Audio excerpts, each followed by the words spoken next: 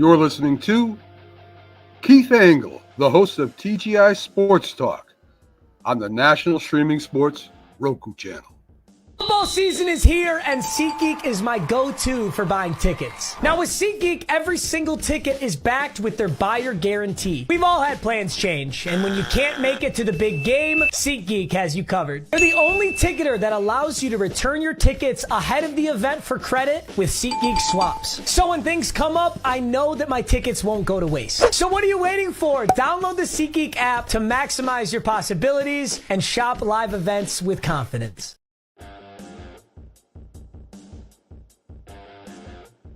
Good afternoon, everybody. Keith Engle here for TGI Sports Talk's MLB update. Let me, I just somehow now I've lost a lot. Sorry, StreamYard has kind of changed some things around here, so I apologize. Get the music off. I want to welcome everybody. We got some MLB news to talk about. We'll talk at length of whatever you want to talk about. I'll get into some of those topics here in a little bit. I want to welcome everybody watching today on TGI Sports Talk's Facebook page, my personal page, our Twitter page, our YouTube page. We're also live on National Streaming Sports Roku channel, which we're proud to be part of. And welcome Mac McGrath back this morning to the Mac and Jack show. Hopefully Mac is holding up okay and continues his recovery. What else? The groups. We want to thank the groups that allow us to share to them. John Gonzalez, who was a big part of the show this morning with Jim Graziano, which I'll talk about in a second. John and the Sports Authorities is a great group. I know a lot of you guys have joined already, and we're happy that you've done so. And please continue to support that group, along with Greg Rawlings at America's Pastime, the Love for Baseball. No better baseball group than that. Listen, John's group is great for all-around sports. For baseball specific, Greg Rawlings does a great job at America's Pastime. Tons. I want to say close to 700 former players there, plus umpires and executives, all kinds of great baseball people there that participate in the conversations, and many of whom have been on our interview show as well. Also, Flo and the gang at Bottom Line Sports, tremendous podcast that they do over there. That's broadcast on Let's Talk Sports, who is also a big supporter of us. And then, of course, Ken Krause and the gang at Golf Buds, Sports of All Sorts. Quick shout out to Ralph Williams at RW Media. Ralph, big supporter of our show. We're a big supporter of his, specifically the Sports Corner that he does every Tuesday from 4 p.m.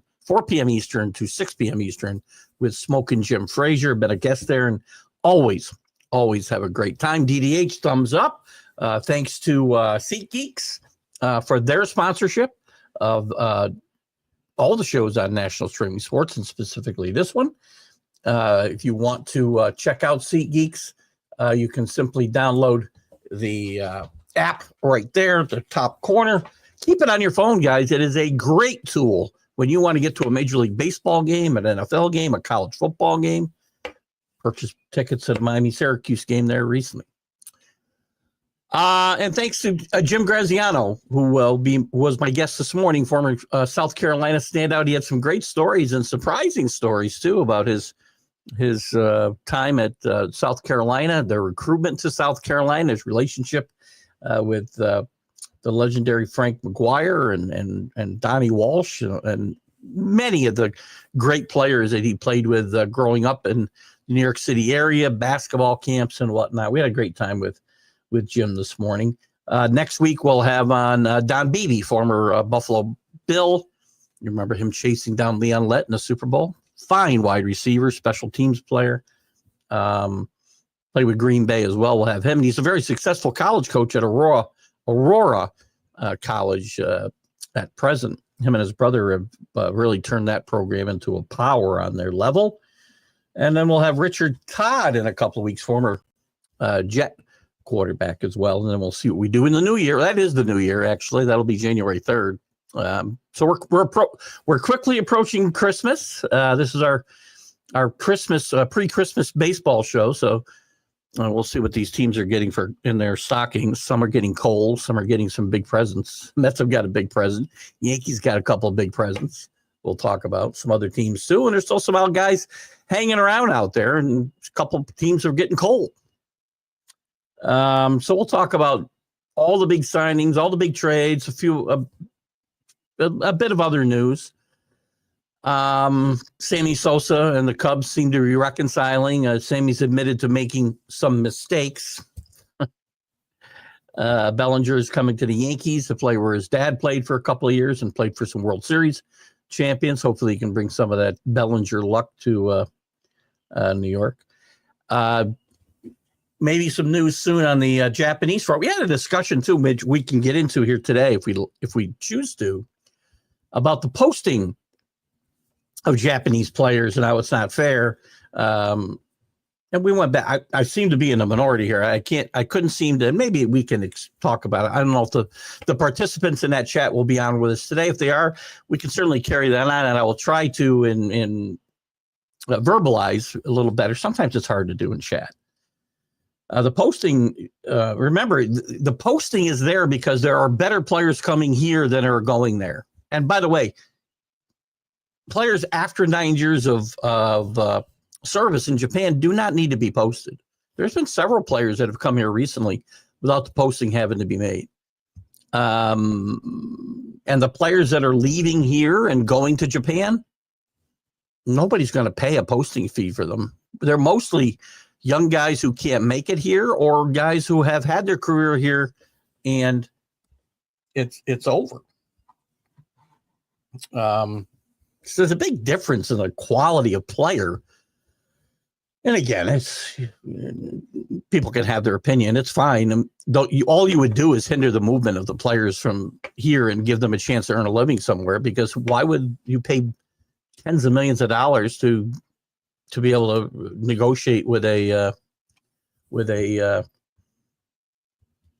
potentially washed up or less than mediocre ball player?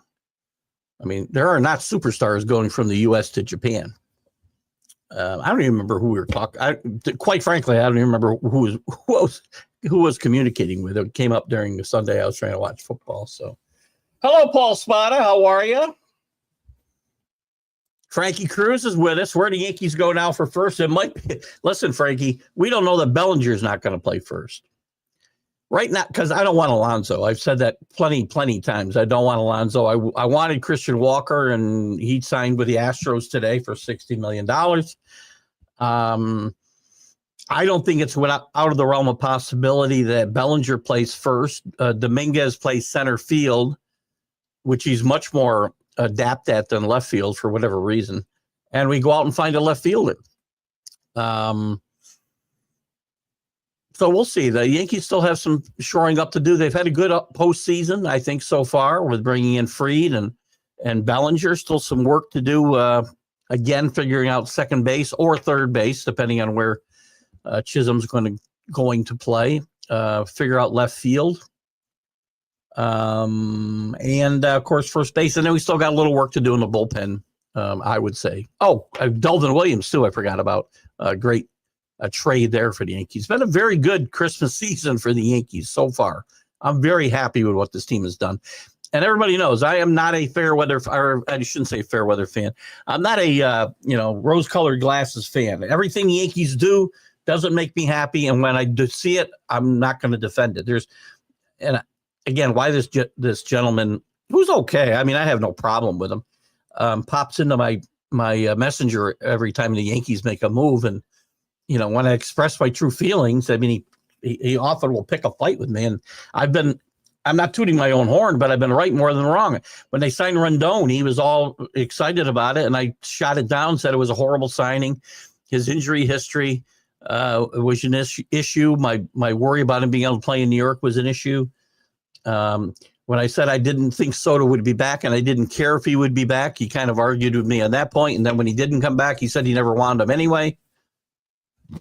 Guys, don't just stick up for your team. Be realistic.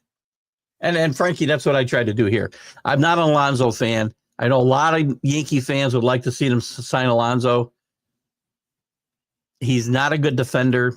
He hits home runs. He strikes out too much. He's way too streaky.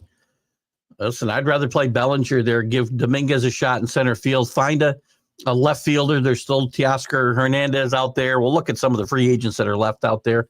There's still a lot of trade candidates as well. But I believe Hernandez is still out there, if I'm not mistaken. Santander is still out there, who could play left field easily. After that, it gets a little meek, I guess. You got guys like Jerks and Profar. You've got, I don't know who else. I see Tanner Scott still on this list. I thought he signed somewhere.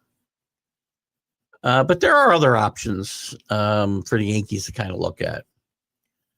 And maybe Arenado will be an option for the Yankees at third base. I don't know. He turned down a trade to the Astros. I don't know that I really want him in here. They've had bad luck with that type of player, and he's a better player, I think, than Josh Donaldson. He can still play some defense, but I think he'd be a better player than Donaldson when he came in here. But I don't know that I want to go in that direction. He's definitely trending in the wrong direction. And sometimes a change of scenery helps, but you hit 34 years old, soon to be 35. I'm not really looking to give up. If you can get him on the cheap, well, we'll take a shot.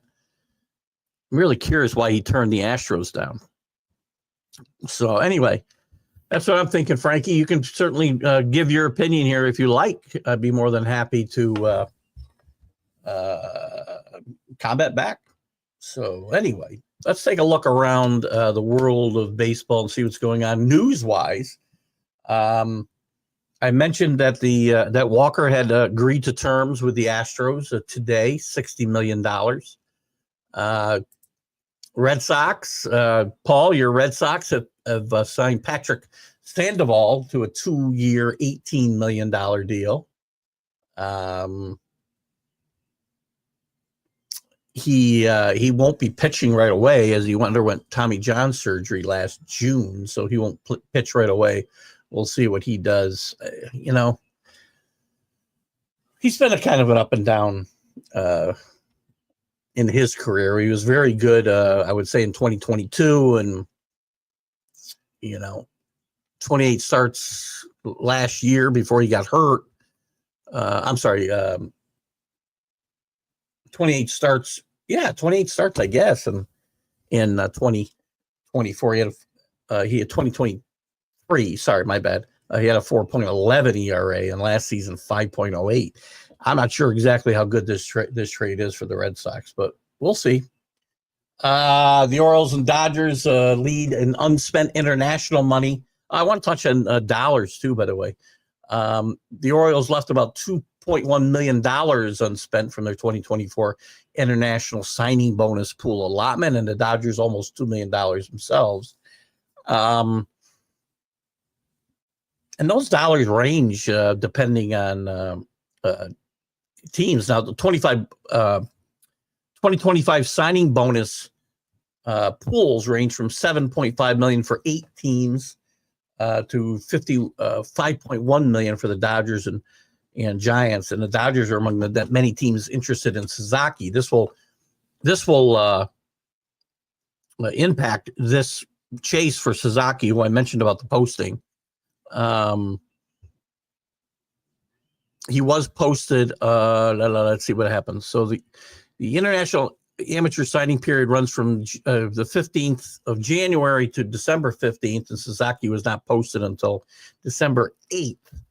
So the 2025 signing period. So he can't sign before the 15th of January, and then there's a 45-day window to reach a deal with him. So anybody who posted the money allotted from the Japanese team that held him, which is not coming to my mind right away, will have a chance to negotiate it with him for 45 days. That's all that posting gives you, is the right to negotiate with him. So again, fair or not, these are the rules, and that's why you haven't always seen a lot of really young Japanese players in the last few years come this way, because organizations are waiting until they've played 9 seasons. And by the way, when you've played 9 seasons in Japan, you're still about 27 years old, because they're playing there at 18, 17, 18, 19 years old a lot of times. So when it comes, by the way, a lot of chatter that when the new collective bargaining agreement is discussed come 2026, a hard salary cap is going to be in place. Or I'm sorry, not in place. It's going to be discussed putting one in place. Sorry, I just want to check on something while we're doing this. Man, why does everything got to be so slow when I'm trying to do something? This is going to be a battle, by the way, because the players have never really, they're okay. Actually, there was a big fight over the luxury cap as it is, but I don't know that we can continue to go along the way we're going without a salary cap. Things are going to totally get out of control. I'm always been in favor of not necessarily penalizing big market teams, right? I mean, I don't know if the Yankees and the Dodgers ought to be penalized because they're not the yeah, see, I'm not live. Why am I not live on my own freaking? I don't understand. I never understand this. So I'm looking at my interview this morning, and I'm not live on my own website. This is really ticking me off. This is why we have nobody here right now, right? So let me view on Facebook. I'm just going to play a little bit here, guys, while we try to figure this out. I don't understand what's going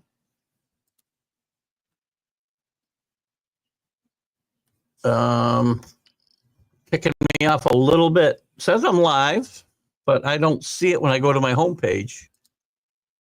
So we're going to try this again. Well, that's not my homepage. Bear with me. Want to do it? See if I want to go off on a rant. Yeah, I don't see. Why am I not seeing my own website with the one-on-one? I'm going to try to put. How about Keith? It's really ticking me off. Facebook Nazis over there. I'm not live on my own. There we are. I'm not live on either one of my. Is there anybody out here seeing me on Facebook? Can you please speak up? Because I'm getting a little irritated at the moment. Frankie seemed to be on there at Facebook. Paul was here, and now they're gone. There's nobody. Oh, boy, I'm telling you. It says I'm live, but I'm not there. All right, I'm going to check out my Facebook page. Anyway, what I was talking about was there's going to be a battle in the CBA for, what's going to happen here. See, yeah, one-on-one. Where is my show right now? Gosh, I apologize, guys. We should Baker Mayfield. We should be seeing you should be seeing me right now, and nobody is seeing the show. Facebook, you guys are the worst. You're going to make me figure out a new platform to have to go to. I don't want to do it because we've gotten very successful here on Facebook, but you guys are holding me up. All I see is, did I go to the wrong thing? Oh, I'm not the right thing. MLB update with Keith Engle. Good grief. What? I'm on, but how come I can't see it? Paul, thank you. I don't know why I'm bitching and moaning. Show nobody in the room. And when I go to my Facebook page, what are you on, Paul, by the way? TGI? All right, thank you. And that's where you've been when you said hello at the top? Well, because I'm still seeing the one-on-one show from this morning. This has happened a few times, man. I don't know what's going on. Anyway, I'm sorry about that. That's my rant with Facebook. We've had an ongoing battle, it seems, for like 5 years. And even Paul, I usually see like the viewers who are on each platform. Oh, I do see you there now. All right. Well, anyway. In any event, sorry for that rant. I think we're headed for a labor and probably a lockout in 2026 because there's going to be a battle over this a real hard cap like football has. And I don't know that I've always been a proponent, as I started to say, that if you want a team in a big market, you shouldn't be penalized for it. But with the TV money, the local TV money getting so big, And he seems having so much to play for. The Dodgers had a $344 million payroll last year with $1 billion deferred. Yankees are up there. Mets are up there. Red Sox have been up there. So competitive balance is certainly going to be, and to me, revenue sharing, I'm not a big fan of because teams don't use it. It's a socialist approach to sports, and I don't like it. And teams don't use revenue sharing where they're supposed to. You get paid, the Yankees, the Dodgers, the Red Sox, and Phillies, the Mets, they pay into the pool, and the Royals and the Pirates and of the world that get the money, and then they'll spend it to get better. They just put it in their pocket. So that should stop, but we'll see what happens. So anyway, back to some news. The A's pick up veteran infielder Gio Urshela. The A's are trying to get better, but they signed Severino to a big contract. They signed Urshela, who hasn't been very good of late, but had a pretty good run with the Yankees here 5 or 6 years ago. We talked about Walker signing with the Astros. The Phillies signed free agent outfielder Max Kepler, formerly with the Twins. What do you get? He got a 1-year, $10 million contract. He's been suffering with injuries, I think, to both knees here in 2024, and he's had injury issues the last several years, and a promising career has started to kind of dwindle for him the last couple of years. I mentioned that Sammy Sosa had admitted to making mistakes, and him and the Cubs seem to be reconciling. And let's see, what does it say here? The former Major League MVP said, at times throughout his playing career, he did what I could to recover from injuries in an effort to keep up my strength to perform in 162 games. I never broke any laws, but in hindsight, I made mistakes and I apologize. And minutes after this statement was put out, the Cubs invited Sosa to their winter fan convention for the first time in 17 years. So we'll see. Arenado refused. He invoked his no trade clause to block a deal that would have sent him to the Astros this week. The two teams are still negotiating a trade. The Astros are attempting to land him because they've already lost Tucker. The Cubs, they expect to lose Bregman soon. And they're preparing for that. Cody Bellinger, as I mentioned, signed with his dad's former team. His dad is Clay Bellinger, played for the Yankees for, I think, parts of 3 seasons, was part of 2 World Series teams. Hopefully he brings some of that Bellinger luck to New York. If we get the Bellinger that I liked so much early in his career with the Dodgers, and I guess with his first season with the Cubs, he was okay. And he's got some versatility. We can play him in left field, center field, first base. And the Yankees have needs in all those areas. And I wouldn't be surprised if he plays some first base. So the A's are trying to copy what Casey did last year. Yeah, and that's a good point. Although I think they paid Severino a lot, overpaid Severino. I'm not sure that the Royals paid anybody that they brought in, the Seth Lugos of the world, what they paid Severino, $22 million a year, basically. Now, I give them credit. They're trying to put together a more competitive team. But how are you going to get free agents that come to play in a minor league ballpark for a team that is not on the up and up, right? I mean, I don't know. Maybe they bring it, and they're going to try to compete. So maybe a guy like Michael Lorenz. I heard Michael Lorenz, who's a really good bat, but hasn't hit much in the last, hasn't had at bats much in the last 3 years since we have a universal DH and such. But he was a good hitter in his time with the Reds.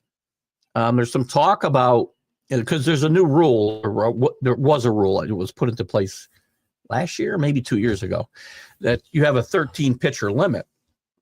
Now, teams like the Dodgers will be able to kind of flaunt that rule a little bit, because you can use a guy like Ohtani as a two-way player and he won't count against your pitchers. If he has X amount of at-bats, I think it's only like 60 at-bats, you can count him as a position player and not count against your pitching maximum. And there are some teams that may consider doing that with Lorenz and gives him a little bit more marketability. Most likely, if he's going to do that, it's going to be with a team that is really not trying to win.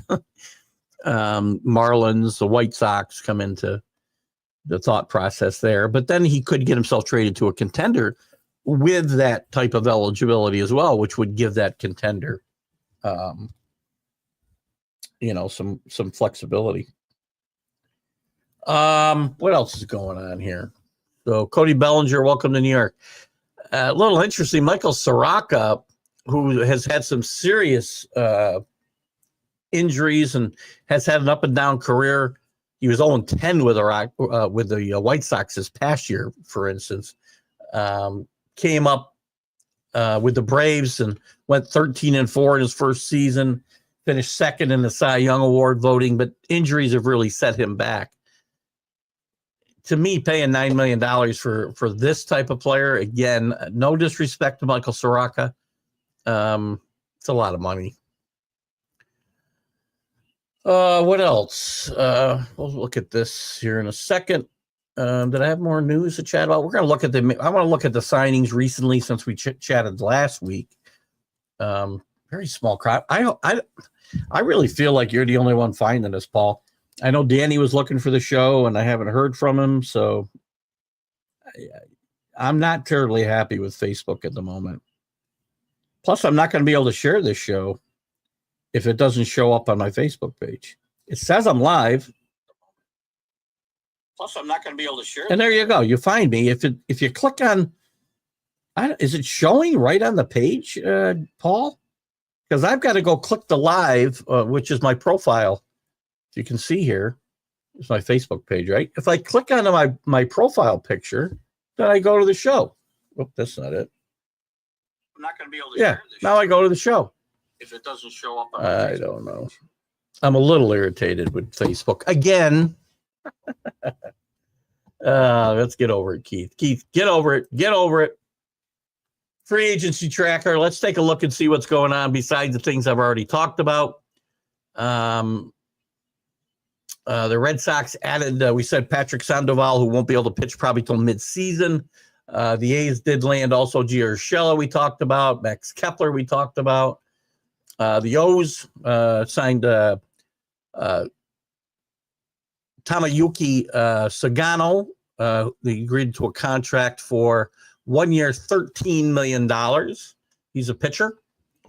The A's acquired lefty Jeffrey Springs from the Rays earlier this week to try to help their, again, to Paul's point, taking the A's approach, signing some, mid-level talent, maybe overpaying for some of them, but we'll see.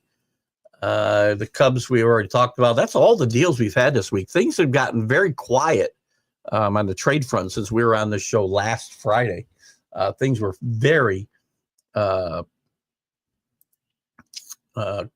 had a lot of people moving around before then. So we'll look at the players that are left here here in a second and talk about where we think they might end up, I guess.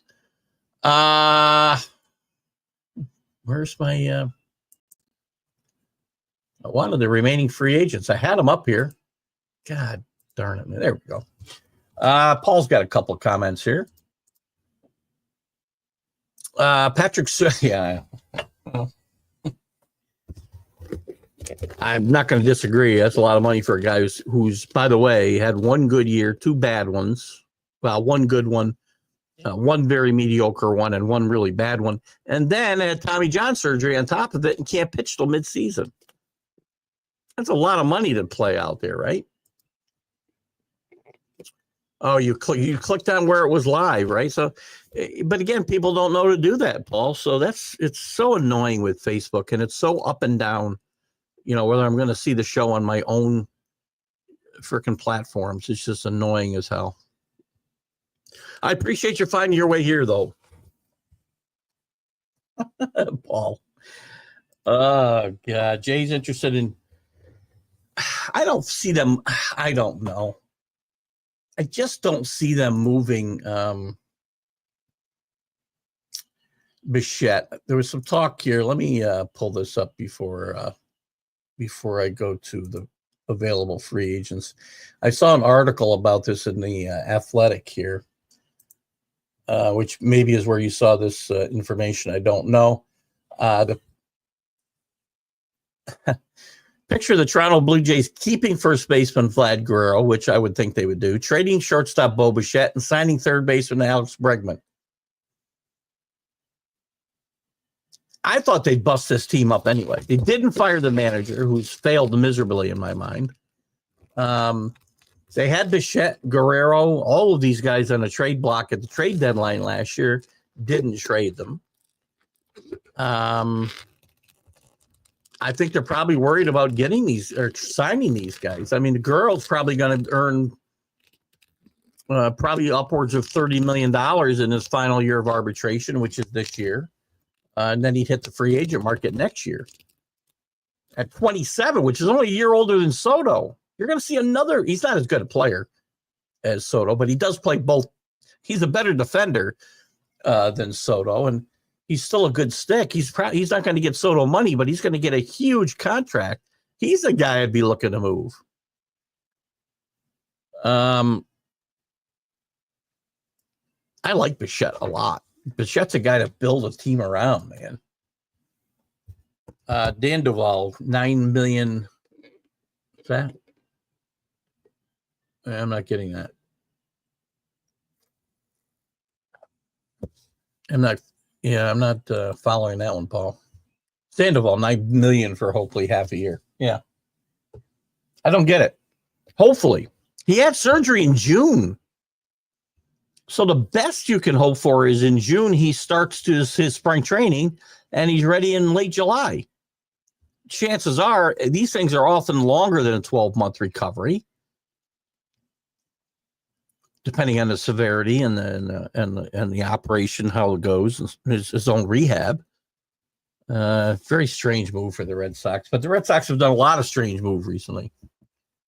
Received that Bichette info on Trade Rumors app. I can't see them unless they're blowing it all up. I'm not moving Bichette. They still think they can win. They were all in on Soto and lost again. Here's the big thing. They can't attract top free agents to Toronto. They went after full tilt for Soto. They went after Ohtani full tilt. And you can't get them. Part of the problem is the dollar exchange is so bad.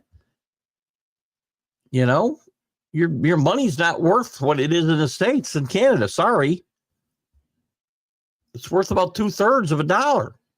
About 60 cents on a dollar, I think, right now. I could be wrong, but the last I had checked, it's about 60 cents on a dollar. That's a big freaking difference, man. Plus taxes and all this other stuff.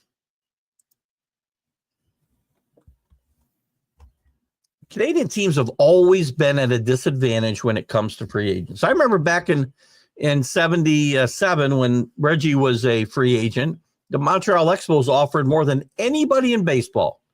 But Reggie wasn't going to go there because the money wasn't going to be as big, because what looked like a lot of money was going to be, at a discounted dollar rate.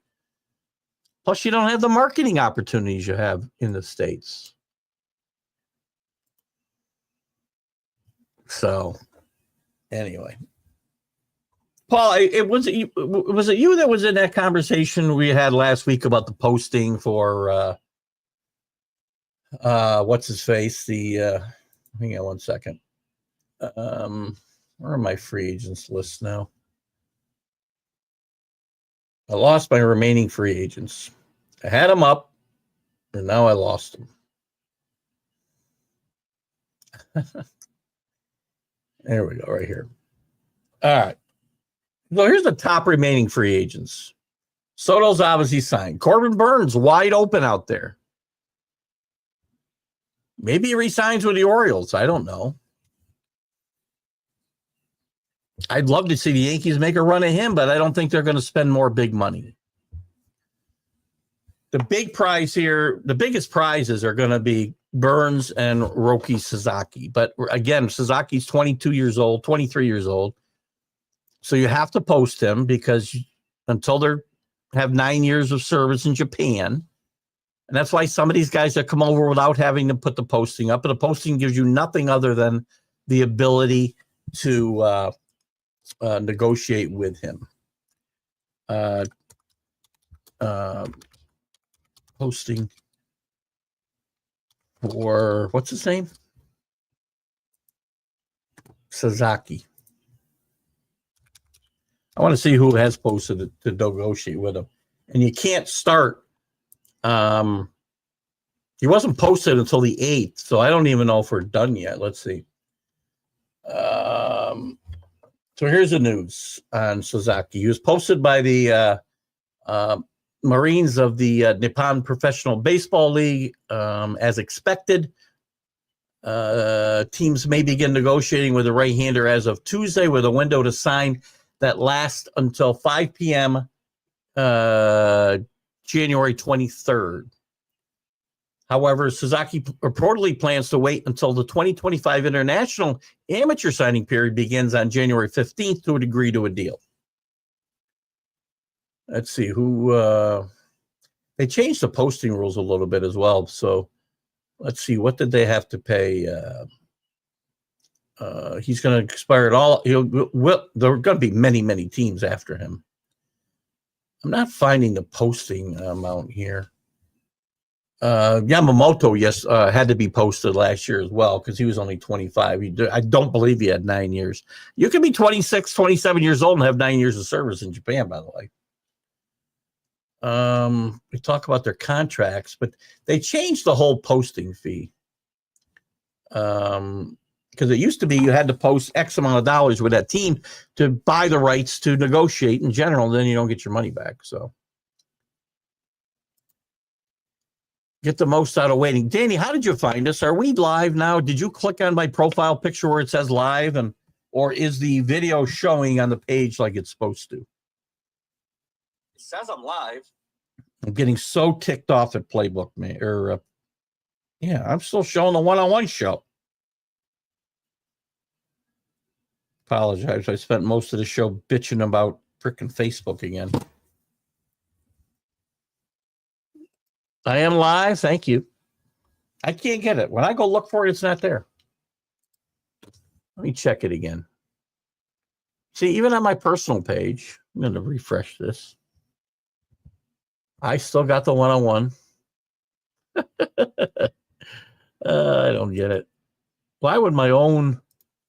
So Danny's finding us live. We've had a very small crowd today, and I think it's because Facebook is not showing it the way they should. Again, when I go and in the feed itself, I've got only the one-on-one show. And if I've got to click on the live on my profile. And then, sorry, I got to turn it off. Don't listen to me. Anyway, Danny, bring up what you want. Danny, what are your thoughts on, I brought this up earlier. We just were going to talk about you have your Dodger ways. I'm going to go back to your comment in a second. Yeah, I did. Maybe that's what it is. I don't know. YouTube's normal. Thanks, Scott Colby. Good to see you. Another Red Sox fan, Paul. You and he can commiserate over the signing of Sandoval for $9 million for probably pitching about 10 games next year, if he does that. The thoughts on posting. Again, I'll tell you, and I don't know if you were here when I brought it up a little bit at the top of the show, Paul, and I couldn't remember who was in that discussion last week. I was out and trying to keep up with the discussion. It's hard to type it out, but MLB, they can demand money, but who's going to pay it? Number one, most players who leave here are not tied to any major league team. They've played out a contract. They're not being offered a contract by a major league team. There's nobody to pay for them to go. Players don't break major league contracts to go to Japan. Doesn't happen. And the caliber of player that's coming this way is so much better than the caliber of player that's ever gone to Japan, because the only guys who go to Japan are guys who have used up all their opportunities to make the major leagues, or they've played a long major league career and they go there for a paycheck and they're free agents. There have been teams, by the way, or players that have been traded to Japan for cash considerations mostly. So some teams have gotten paid through the years. Is there a posting? And the whole posting thing has changed a lot over the years. It's not nearly the same. It's not nearly as stringent as it used to be. And again, they got, after 9 years of service, which, by the way, in Japan, they could be 25, 26, 27 years old. These kids are playing at a very young age in the professional leagues over there. But again, it comes down to the fact that, I mean, just compare a list of players. We can talk about Ohtani, Ichiro, Matsui, just to name three. Yamamoto last year. I can't remember the guy that Red Sox brought over that one year. That was probably 15 years ago that I'm thinking of. But there's been a lot. But name me one guy who's ever gone to Japan and we didn't get paid, that we didn't get paid, a team didn't get paid for, that was that caliber of player. There isn't any. There aren't. Not a one. They're free agents as a rule. Sometimes, again, teams have sold their rights to go over there. Oh, so anyway, let's see what we got here. I can't help you understand that, Scott. I'm glad Facebook or YouTube's normal. That's how, again, I click on your live picture. Oh, you always get in that way. Maybe I just don't understand Facebook anymore. Scott, I wish I could help you understand the Sandoval signing. I mean, that's your team, and you know them better than I do. I just don't see how any team. Listen, it's one thing if you're going to say, well, we're going to sign him for. It's a really good pitcher. Let's just say it was. I don't know. I'll make up a name. Say it was Max Fried in the Yankees, and Max Fried had, you know, the career that he's had up until now, and had Tommy John surgery last June. And the Yankees signed him to a 3 or 4 year contract and said, well, the first year we're not going to have him until June. That stuff happens, and he's a good pitcher, and he's worth waiting for. You sign this guy for 1 year. He's had one good year, two bad ones. I said one mediocre and one bad one. Either way. How do you pay him really $9 million to pitch maybe 10 games, if that? I can't help you. They can both cry over Red Sox 5th place finish. Red Sox are falling short here, promising to be aggressive in the offseason and nothing. Same old Red Sox. I don't. What have they done? They did make a trade for. Is this in my transactions here? Can I sort by team? Hold on. Get out of here. Yeah. Let's see what the Red Sox have done here, Scott. So since the season ended, they did exercise the option on Robert Refsnyder. Good luck. None of this is. Oh, they signed Chapman. Good luck there. You did acquire Garrett Crochet in exchange for a boatload of prospects, and acquired Carlos. I can't say his name. Narvaeza from the Yankees, catcher. And Joe Vygotsky. Where are all the frickin' Smith and Joneses here, man? This is a very unexciting. Why, if you're not going to put together a really good team, why are you trading Garrett Crochet in the first place? I don't understand. He pitches 10 games. That's 900,000 to start. Yeah. It's already sunken, Paul. Thank God it's not my team. I'd be screaming bloody murder. Right? Great point, Keith. Agreed. Well, in general, I agree with that comment, Danny. I'm not sure. My wife brought me a green tea from Dunkin'.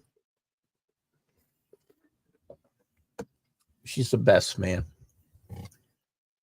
I make so many good points, Danny. I don't know which one you're talking about. Kidding. I never allowed to start. Yeah, don't forget. You didn't do anything wrong in your life. You lived your life right, and you're getting paid. Listen, here's the thing, and I can't forget this because I'm very consistent in this thought. Sandoval's not doing anything wrong here. To me, everybody's worth what somebody's willing to pay you. I'm worth, and if I don't think so, I can go somewhere else in the real life. If I don't like what my company's paying me, I can ask for more money or I can leave. I'm a free agent all the time. Most people in life are. Somebody's got to be willing to pay you what you want, though. So you're worth what you get. Now, whether you earn it in sports and in real life is a totally different story. So I don't begrudge anybody getting as much as they can. I don't begrudge Luis Severino being able to get $22+ million a year out of the A's. Do I think he's worth it? Yeah, somebody wants to pay him. Do I think he'll earn it? I do not. That's two different things. And not everybody is willing to, and I'm not saying they have to separate those two things. That's the way I look at sports in general. I mean, quite frankly, it happens in the real world. If people don't earn their money in my world, I look for somebody who will. The same thing could happen to me, right? You get very well taken care of, and I feel I'm worth every nickel I get, and maybe more. If I wanted more, I could go somewhere else and try to get it. At 65 years old, almost. Good luck. Not going to happen. I'm going to get less. That's the real world. Now, if I don't earn that money, bye. Should be able to do that in baseball as well. But again, that's not it. Thank you, Scott. That's the guy I was trying to come up with. Matsuzaka. He had one good year, if I'm not mistaken. Correct me if I'm wrong. Maybe one or two decent years. But then he stunk. Am I wrong? Marcus Thames did great in Japan. He wasn't getting a job here. I'm not saying guys didn't go there and do well. There's lots of guys who ate it up there, but they couldn't make it here. Marcus Thames was washed up in the major leagues. Let me look at his numbers. By the way, he's become a pretty good hitting coach as well. Let's look at his career, shall we? He had years where he hit 26 homers and 60 RBIs. It's last year here with the Dodgers. He had 2 homers and 7 RBIs. His career average is 246. He had 115 homers and 301 RBIs in 2,000 at bats. This was not a good major league player. He was a free agent, by the way. So again, my point, Paul, let me make sure he was released by the Dodgers, signed with the Yankees as a free agent. Of course, now I lose track of him. That's funny. Transaction use here. They don't complete the transactions for him. Usually I see this. So the Yankees, he either was out. My guess is at the end of 2011, he was a free agent. And maybe I've got to click on the Japanese portion of this stat sheet. Let's see. This one's not going to give me that opportunity. Usually Baseball Reference is pretty good about giving me the other ones. Anyway, he didn't have a contract here. So who are you going to pay? When a guy's a free agent like Marcus Thames was, and Paul, I'm not saying when guys go over there that they don't play very well. But his career here was mediocre at best. Nobody's going to pay $50 million to be able to negotiate with him to go to Japan. A lot of guys go over there. Roy White was done here when he was a great Yankee, underrated Yankee, underappreciated Yankee, and not treated very well by the Yankees in my mind. But he was done here. He couldn't hit anymore. He hit under 200 his last year. He went to Japan. He played pretty well. He batted cleanup behind Sadahara O. If you don't know who that is, look it up. I'm sure you guys all do. You wouldn't be watching this show. So, again, it's a little bit different. These guys are under contract to these teams, and then they post them. It's like trading them. And there have been a handful of guys who have been sold outright to Japan. So the teams did collect money. Not much. Because no good players are going over there. When I say good, Paul, I mean good here.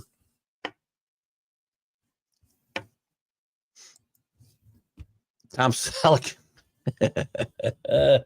Tom Selleck is probably the best player who ever. And by the way, he couldn't play anymore to major leagues either when he went there. If you watch the movie, I think he was playing for the Tigers.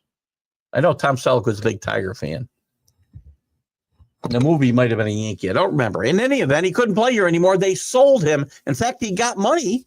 The team got money for him going to Japan. Now, it's a movie. It's not real life.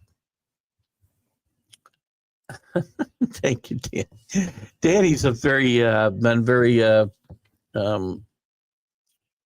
gracious with the stars today. I appreciate that, Danny. Glad you're feeling better. Scott says because Crochet is arbitration at max $3 million and they're being cheap again. Well, there you go. I'm not sold that Crochet is going to have the kind of year he had last year anyway, Scott. We're going to go a little long because you guys had to get in here late. Duncan over on strike. Overpriced. You couldn't. I don't even want to drive by Starbucks. First of all, the coffee sucks in my mind. It's not good coffee. I'll take Dunkin' over Starbucks coffee all day long. And you're right. You know, I'm not paying $8 for a cup of coffee.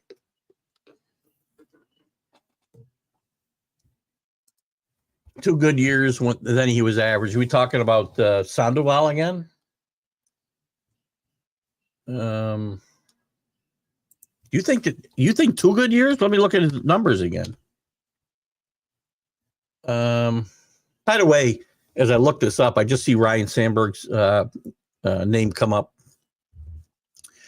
I wish him 100% God's blessings, man. This guy was a great player. He's a good person.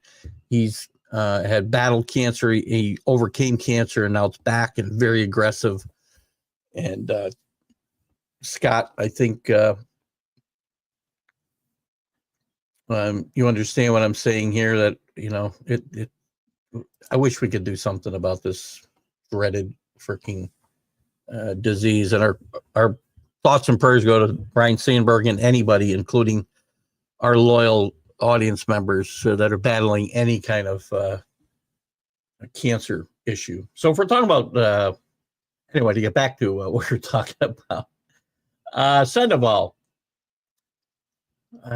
in 2022, he was 6-9, but he had a 2.91 ERA and struck out 151 and walked 60. I'd call that a pretty good year, especially with the Angels. His second year, though, he's 7-13 with a 4.11 ERA. That's not great. Now, again, his walk ERA ratio was oh, wait a minute. Did I do this wrong? Strikeouts, 151 and 60, right? 128 and 74. So that got worse. I call that mediocre. I'm not calling that a great season. Or what do you call it? Good? I'm still getting on one good season myself, Scott. You want to give him the benefit of doubt compared to based on what average pitchers do today. I guess I agree. Definitely do. Thoughts and prayers are with Ryan and his family for sure. And with you, Scott. All the time. We're thinking about you all the time, buddy. Oh, Sandoval. Jesus Christ. But Matsuki. Thank you for that, by the way. What'd I say too? So I was right? I should have looked him up. But again, to my point, I guess, and Paul, listen, I'm not trying to discount your opinion. You can have it. If you think that we should get paid for players that head to Japan, that's fine. What I think you'll find will happen is you're going to restrict the player's ability to go to Japan and play and make a decent buck or decent yen, or whatever we call it over there. Because they're not going to want them. The talent level is not anywhere near equal what's going back and forth. But listen, you're entitled to your opinion for sure. Anyway, we were talking about the two best free agents left, or the best free agents left. Burns and Sasaki are the best pitchers for sure. Position players, Alex Bregman. I'm sure the Yankees are kicking this around still, as we need help at third base or second base. And I think Bregman's still a good glove. He's been trending down with the bat. I'm not overpaying him, though.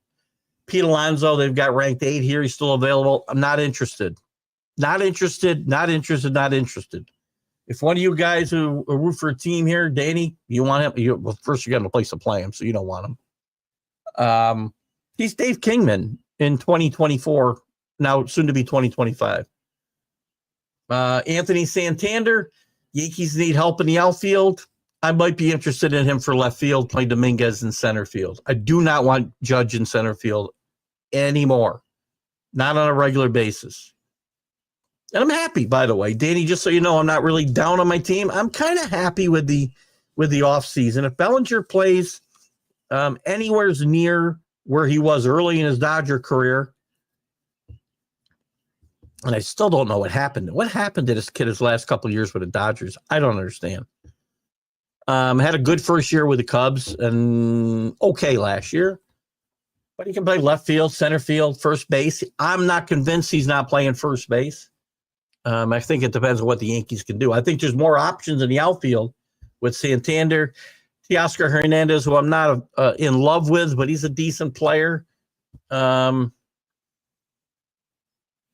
else is still out there? Pitching wise, you got Jack Flaherty, you got Cheyenne Manaea. Evalde signed 3 years, re-signed with the Rangers. Christian Walker signed today with the Astros. Kim could be in play for the Yankees to play second base, maybe. Jerkson Profar, and again, I'm looking at this from a Yankee standpoint, right this minute. Jerkson Profar could be in play to maybe platoon in left field. Tanner Scott could be in play for that the middle part of that bullpen. I think they're really hoping Loaizaga gets healthy.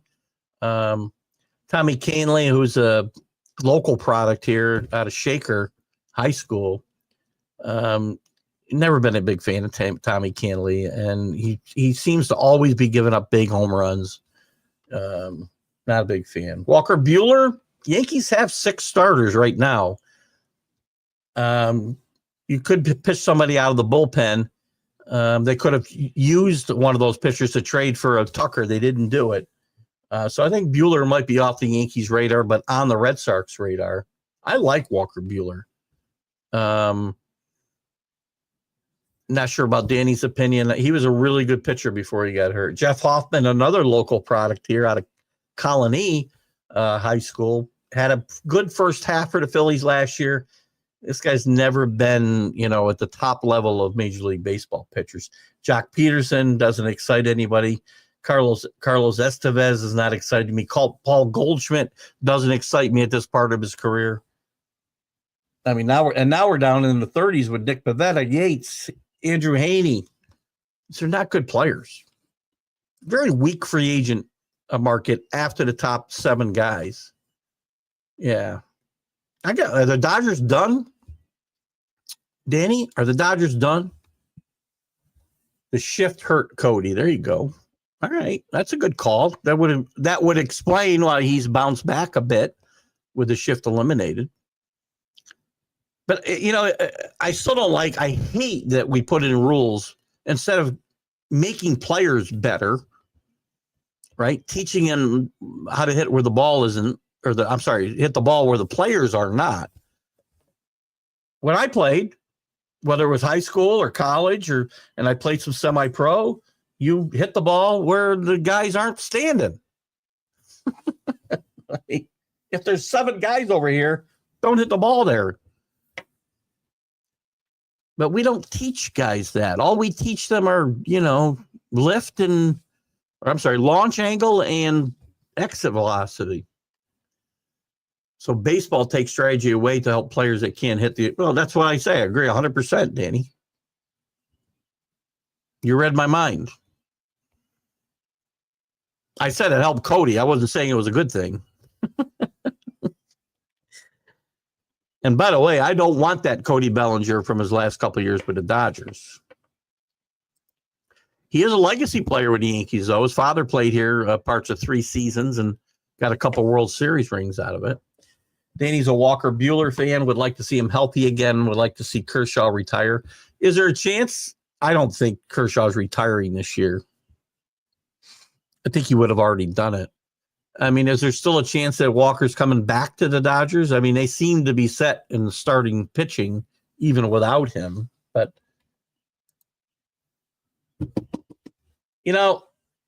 at the beginning of free agency, Scott, I wasn't terribly high on Christian Walker.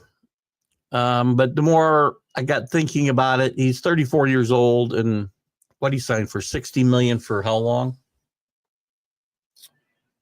Let's see what he signed for. Come on, give me some news. 3-year contract for 6. That's not a lot for Christian Walker at this point in his career. $20 million for a position player who's still a plus defender. I think he'll still give you some hot pop. I think he'll hit very well at home there in the Minute Maid Park or whatever the hell we call it today.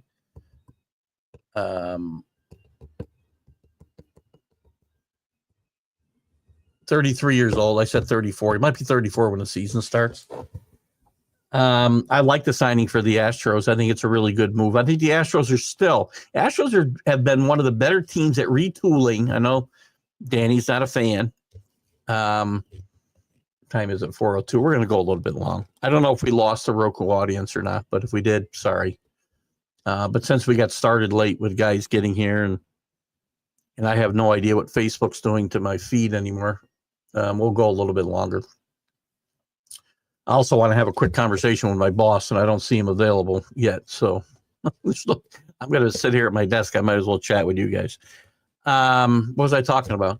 Oh, I think the Astros have done a great job of retooling year after year after year. Not rebuilding, but retooling, and they do it as well as anybody in the major leagues the last couple years. Dodgers have done it very well, but again, more with opening the checkbook than having to get creative like a team like the Astros might have to.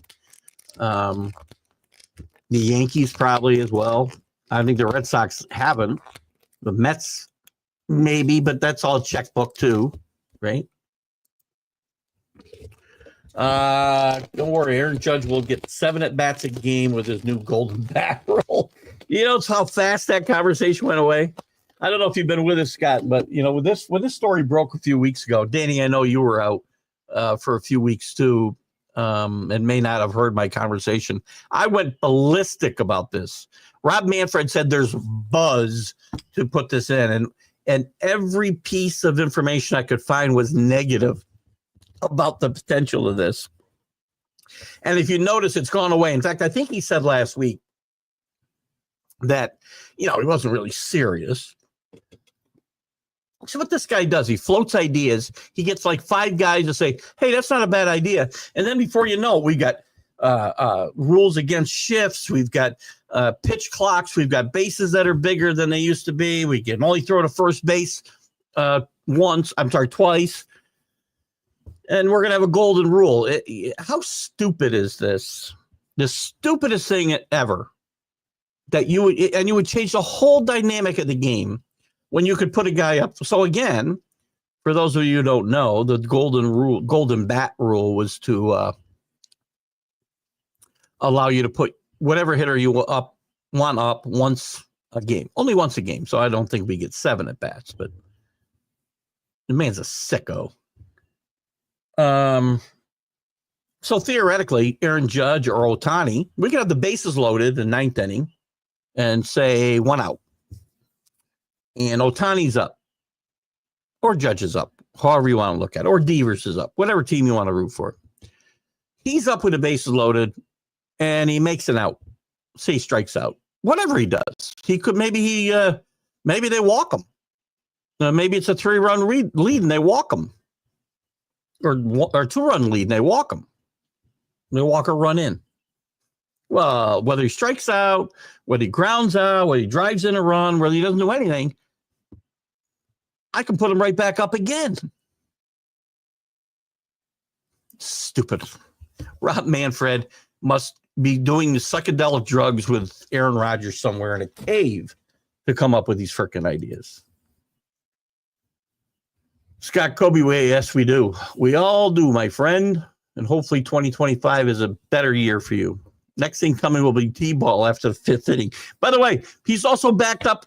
He's also backed off. Remember, and I've been bitching and moaning forever about the fact that starting pitchers average, Matt Snell has averaged 5.2 innings a game for his career and gets whatever he gets from the Dodgers. And that's not a shot at the Dodgers. He would have got it somewhere. Has gotten now about 9 outs after the 7th inning in his entire career. From the 7th inning on, sorry. He's right.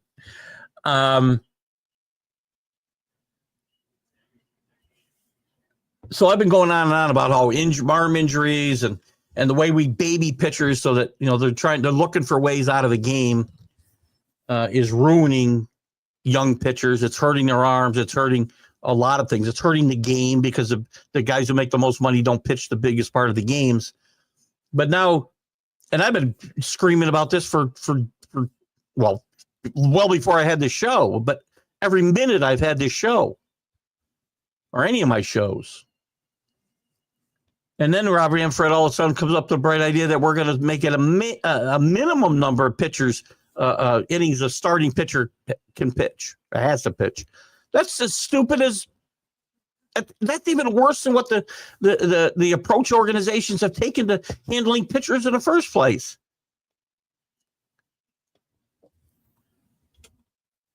I can't deal with this guy for 5 more minutes. You already do change the dynamic of the game with a player on second. No, I don't. Again, all of this, Paul.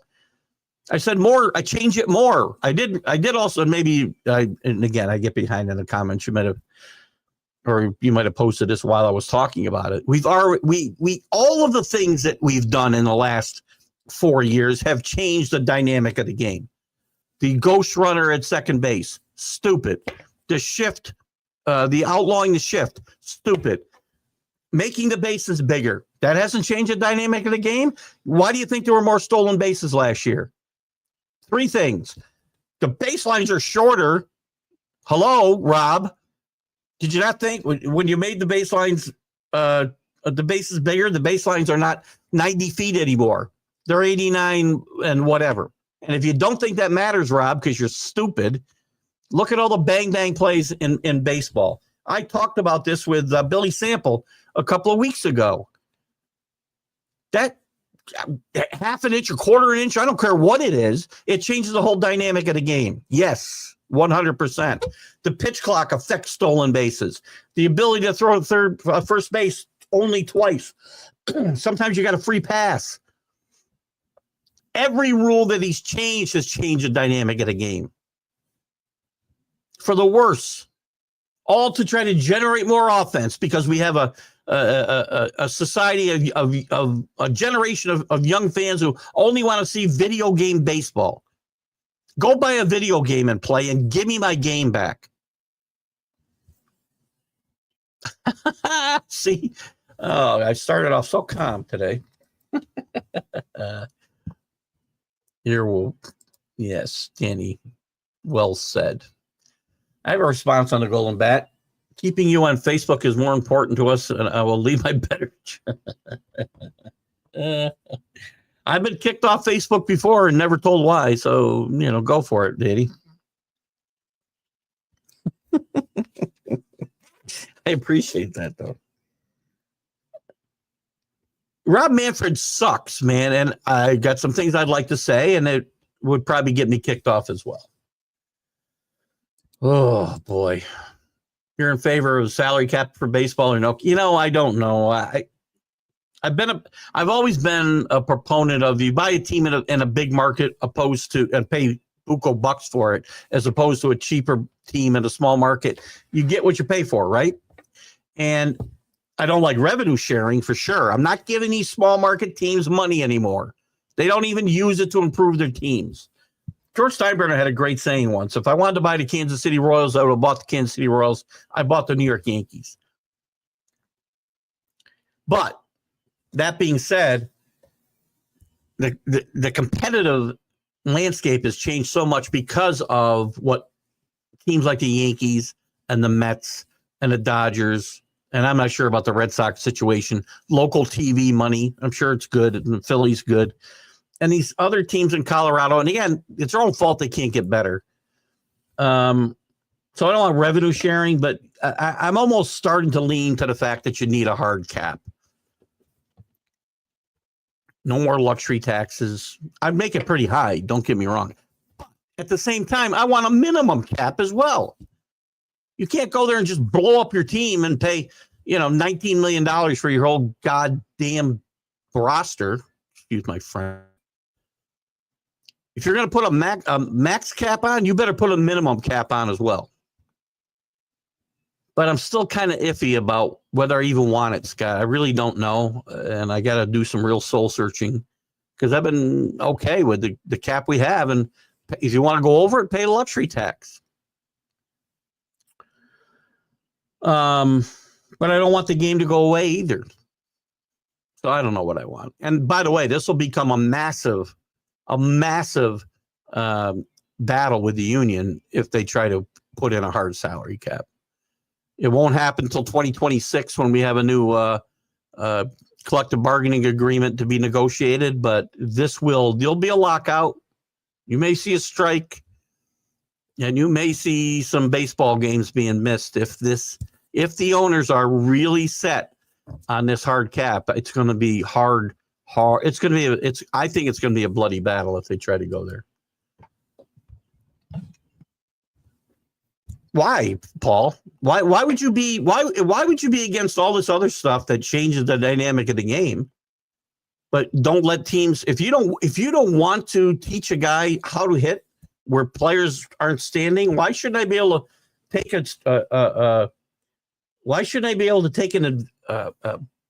what am I trying to say here? Get an advantage because a guy refuses to hit the ball to the other way. Why shouldn't I put 7 guys on one side of the field and let them try to hit through the shift? Just hit a few balls to left field if you're a left-handed hitter. Stop hitting into the shift or trying to hit over it. And then the shift would be taken care of. You wouldn't have to put in rules. And again, I agree 100% with Danny on this. I don't mean to be ganging up on you, Paul. And again, your opinion's fine. If you think, again, I'm not sure if you're saying the shift you don't mind or the rule against the shift you don't mind. I'm not sure. So I could be ranting about nothing. I'm not for putting in rules to make players' numbers better instead of trying to make the player better. Coach up the player to say, hey, Bobby, Vladimir, there's 7 guys standing over there. Why aren't you hitting it over there where there's 3? And I'm exaggerating, right? But it's stupid. Why artificially inflate player stats? You wouldn't shift on a Tony Gwynn. You put a shift on Tony Gwynn, he'd hit 500.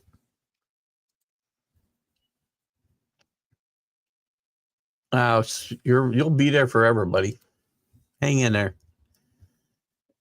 Taking the shift away pisses me. I agree 100%. Pisses me off. Play the damn game between the lines with strategy. Thank you. I was looking for, why not get a strategic advantage? If you refuse to hit the other way, then I'm going to load up the side you refuse the man to hit the ball to. There's nothing wrong with that. Guys refuse to hit the other way? Fine. Then hit 220.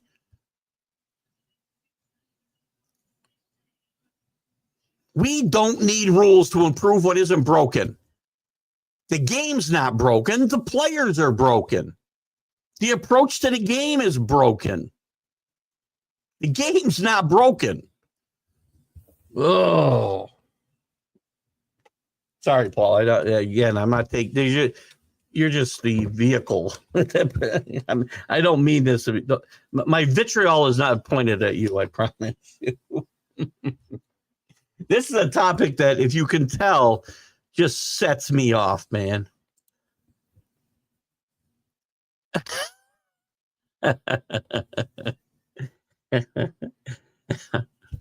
face was. I do get a little. This is a topic. I almost dropped an F-bomb.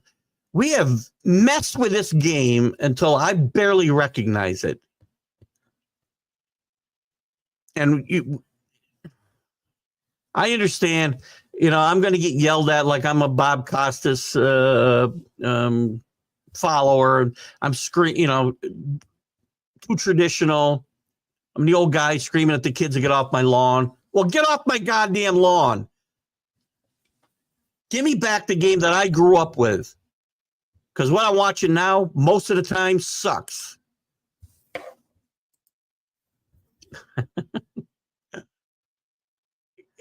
Guys have been doing it for 140 years, Paul. So, I wasn't very good at it. That's why I didn't play in the major leagues. Actually, I could hit a 95-mile-an-hour fastball. I couldn't hit a curveball. But guys have been doing it for, 140 years. So, why do I need to change the rules? They're able to pull it and hit it where they want it, Danny, into seven, or Paul, into 7 players. Why can't you hit it the other way? If it's so hard to do, why are you always able to hit it to the same place where all the guys are standing with a shift on? I had the same argument with the Mad New Yorker for years and never got through to him. And again, I'm not listen, Danny, I'm not trying to change your mind. You ask my opinion, you're always going to get it. Unabashed, unfiltered. I'm wishy-washy on the salary cap, apparently, but this I am not. Disagree 100%. Again, teach guys how to hit. Paul, you've been watching sports long enough. You cannot tell me that you haven't noticed hitters' approach at the plate changing. Nobody tries to hit the other way. We don't hit and run. We don't hit behind runners. We don't change our approach once there's 2 strikes and a man on third base and 1 out. We're still trying to hit the ball out of the ballpark. Come on. You have watched enough sports to know that this game has changed. The approach to the game has changed. The game wasn't broken. People broke it. The Sports Center mentality. Home run, home run. The Sports Center video game mentality. I want to see home runs. I want to see myself at a home run, stand at home plate and watch it. Nah. Gwyneth, because he is one of the best ever. Go Gwyn. Yeah, well, okay. Everybody, come on. Then if you're not good enough, I don't care. First of all, there's too many teams in baseball. There's bad players that shouldn't be here. They're not all going to be as good as Gwyn. Again, you could take the shift out of the game just by changing your approach to hitting. And if you can't hit a 98-mile-an-hour fastball to the left-hand side, which, by the way, ought to be easier than pulling it, just saying, if your theory is accurate, Paul, and again, don't take my tone to mean it's directed at you. It's directed at this topic. Then bunt. Do something to make them not able to load up one side of the field. And by the way, if you watch close enough, these guys are cheating pretty good and still getting the shift into play. At times, if you watch guys move around the infield, there's still a semi shift out there. And by the way, they took the shift out of and they put the shift into, they took away the shift. Sorry. Has there been a dramatic increase in on-base percentage and batting average that I'm not aware of?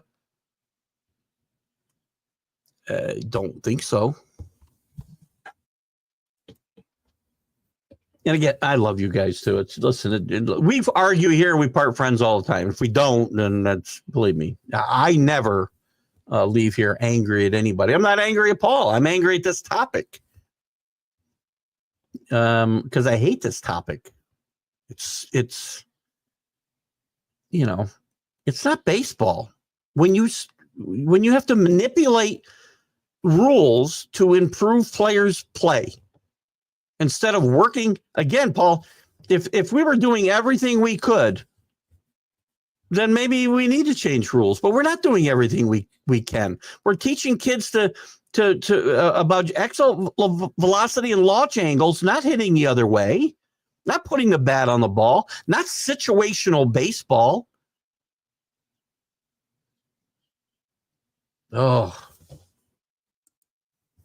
I'd rather be on with you to explain and try to explain my position on the shift through text. We can do that one day. We're not going to do it today because I'm way over, but one of these Fridays we'll do that, Paul.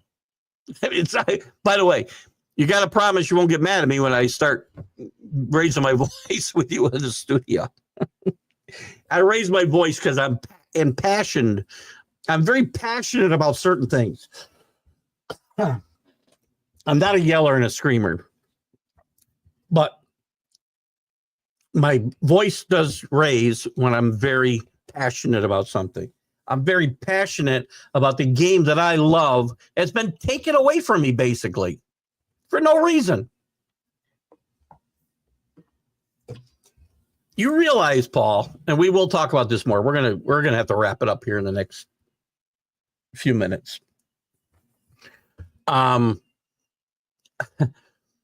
You realize that every single major rule change in baseball since 1968 has been in favor of, well, virtually ever. I want to say virtually every rule change, major rule change in baseball has been to benefit the offense since 1968.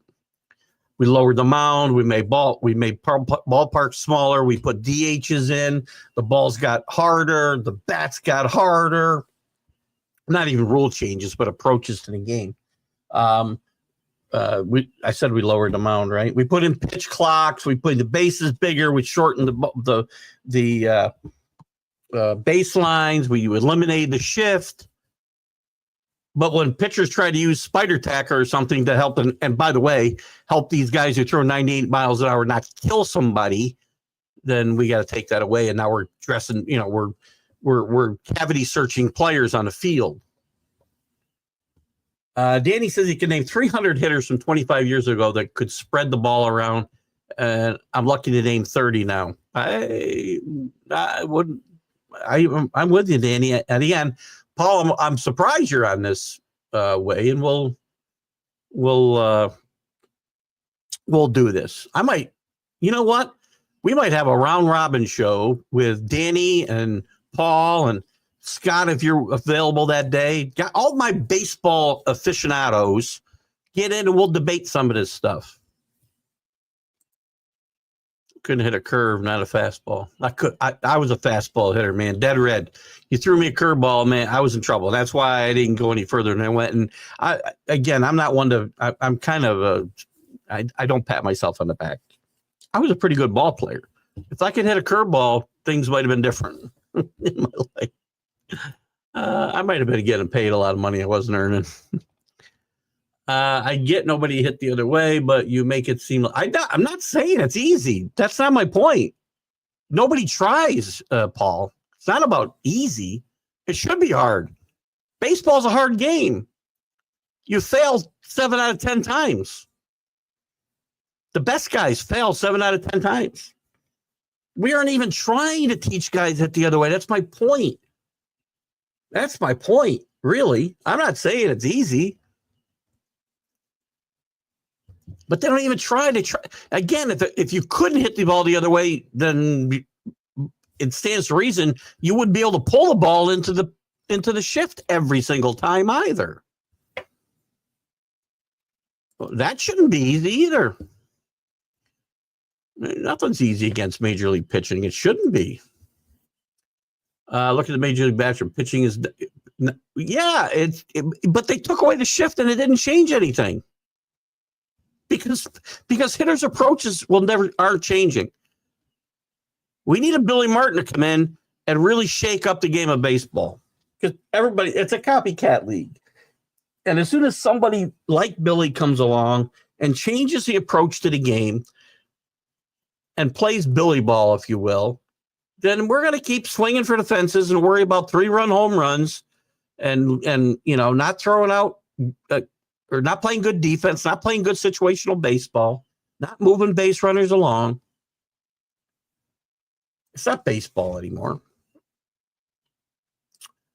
I never saw MLB pull the shift like itches the last few years. I'm not following you. Oh, no, they can't do the shift like they did before, but they still cheat. If you watch, you'll see a guy standing behind second base with a left-hander up. And about the time that ball's hit, he's got a couple steps in certain cases, not all the time. There's some teams that kind of will, and again, fine. They're trying to get an advantage. But they don't use it the way they used to. And you know why they didn't do it, Paul? Again, they didn't need to. They couldn't do it. Because guys who would eat it up, good ball players, good hitters, would not, you couldn't shift on it because they just hit the ball where the guys aren't. That's the whole point. The shift came into play when players started pulling everything. And if you can pull everything, then you ought to be able to taught to hit the ball somewhere else. Yeah, we're not getting anywhere here. Thank you, Danny. Maybe I shouldn't have Danny on and Paul. Well, Paul, maybe it should be you and I. Otherwise, you're going to feel ganged up on. I don't want to do it. Yeah, who's people? Why don't I matter? Why don't people in my generation matter? I have a lot of disposable income as well, by the way. But we cater to kids who want to watch video game balls because they don't have the attention span to sit there and watch a well-played 2-1 ball game. They think that's boring. And if you think baseball is boring with a pitcher duel, well played, good defense, then you're watching the wrong game. Baseball wasn't meant to be 10-9. And basketball, it's ruined basketball, the 3-point shot. Again, everybody has to change what they do because we have to see everything fast. Lots of scoring, lots of this, lots of that. Can't sit and enjoy a nice leisurely ball game.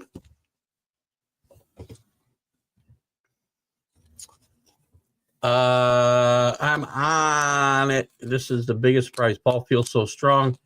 This way, I'm all about to have a stroke for Sanford style. I'm surprised too. I was. Thank you, Paul. It's awesome. Don't ever take offense, man. Every single guy that's ever followed my show that I have respect for has gotten me to this point. I love the banner. That's why I do this, man. Do I get worked up and my face gets redder than my shirt, as Danny said? Yeah, but I love it. I love it. It's a release for me. Not kicking my dog. Well, I don't have a dog anymore, but I would never kick my dog. I'm just kidding. Oh, guys, I've gone long today. I've had a blast. We got started slow and we came on like gangbusters. The fastball averaging 95 plus, it's harder to hit against the shift. All right. Well, there's plenty of guys who threw hard back in the day, too. I think Nolan Ryan pitched back in the day, right? Seaver, Gibson, Necro, just kidding. There's plenty of guys who threw 95 plus then, too. I love a 2-1. As do I, all day long. We don't get many of them today, Danny. I love pure baseball, bunt steals, etc. Yes, then you should not be in favor of changing the game by not making the players excel. Who bunts today? The players can't even bunt, for crying out loud. They don't call for it because they don't ever practice it. Oh my God! And steals, by the way, I love steals too. I love the hit and run. I love bunts. I love steals. I love hitting behind the runner. But steals are artificially inflated because you shorten the base path. And you can only throw to first base twice. And there's a pitch clock to take into consideration. Again, a good base stealer will take advantage of all of that. And that's why steals are up. Artificially inflated. Rick Sherlock, chime in, my friend. This show, it was a treat. We did have a good time today.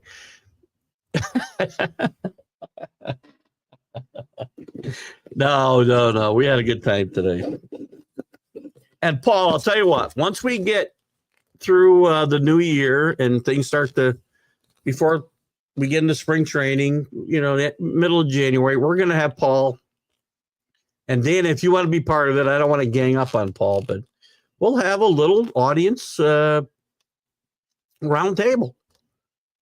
And you guys can come in the studio because I want to give Paul a chance to defend his position. Just know that I probably won't react differently with you in the studio.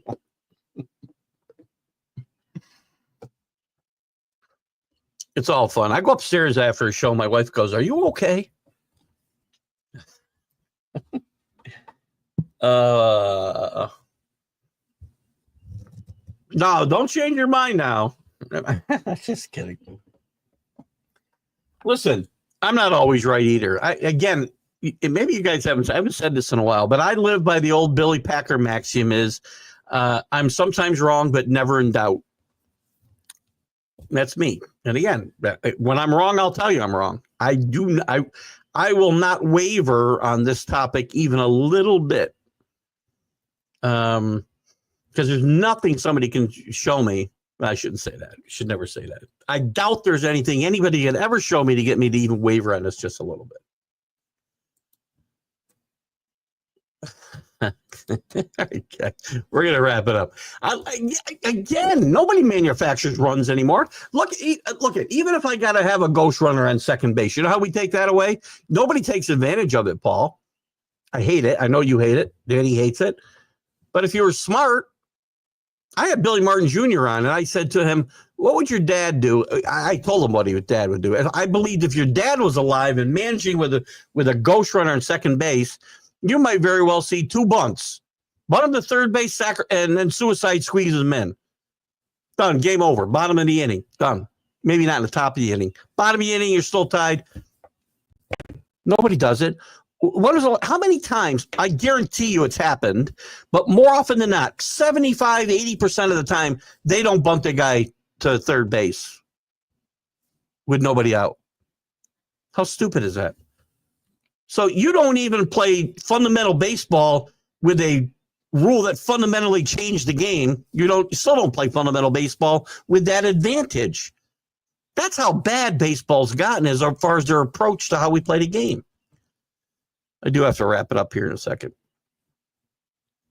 Suicide Squeezes, me and Danny do a podcast. That's the name of it.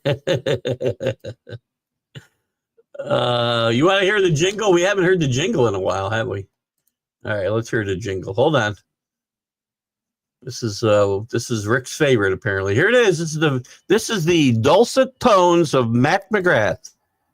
Keith Engle, the guy with the sports talk show. On the internet, he's the guy that we all know.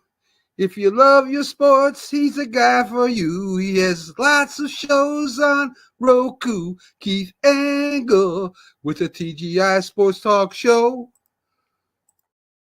I love that. Matt can't believe I play that. I haven't played it in a while, so thank you for getting me to do that, Rick. Guys, it's been great. Suicide Squeeze will be naming a podcast. I got it. You guys should do one, man. Here's what you guys should do. You should do it. Get a hold of Mac. Mac will give you a time slot to get it on Roku. You don't even need to do it there. You can just do it on Facebook and YouTube like I do, and then on Roku and Twitter and whatever. Do it. You guys will have a blast. And I will say, I love this group. And we fight and we argue, and I leave friends with everybody. So don't ever, I'll leave you guys with that. Don't ever take offense to what I say. I don't, he would have been, he would. Oh, God, I love this group so much. We're going to wrap it up, guys. I'm way over. I got to try to call my boss to wish him a Merry Christmas because he's off for 2 weeks. We'll see you guys Sunday. So our last show before the Christmas holiday, and we'll be on through. We'll have our shows on through the holiday. The only thing we got to figure out is the college football huddle, and I'll try to get some opinion on that from you guys and when we should do it. I think it's going to be Thursday, but I'd like to do it early in the day if people can attend. I don't want to do it late.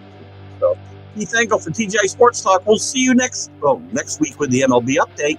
But we'll also see you Sunday with the Stream of Consciousness. See you later. Go Notre Dame.